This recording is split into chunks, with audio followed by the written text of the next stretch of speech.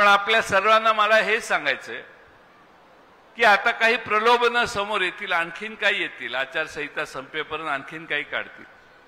तर यांना माहिती आहे की आपल्याला काही द्यायचं नाहीये. एखादी संघटना गेली, दिलं म्हणतात, 4 दिवस उपोषण करा म्हणतात, मग आम्ही तुम्हाला काहीही देतो.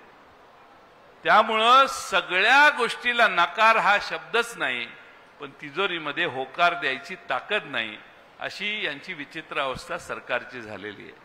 आणि म्हणून आपल्या सर्वांना माझी विनंती आहे की येणारी विधानसभा ही महाराष्ट्राचं भवितव्य ठरवणारी आहे.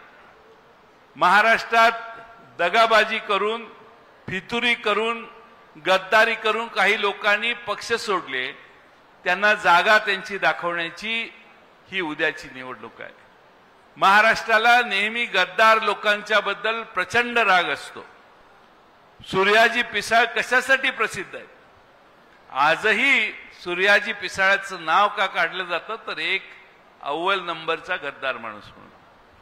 त्यामुळं यांची नावं महाराष्ट्र अशा अर्थानेच लक्षात ठेवेल. आता यांना प्रायश्चित्त दिलं पाहिजे. म्हणून गद्दार लोकांना महाराष्ट्रात जे शिवसेना फुटून गेले, जे राष्ट्रवादी फुटून गेले, त्या सर्वांना शिक्षा देण्याची ही विधानसभेची निवडणूक आहे.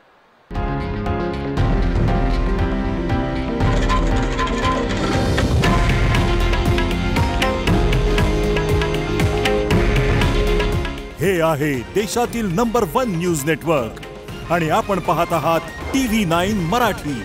काळजी तुमची, हित महाराष्ट्राचं.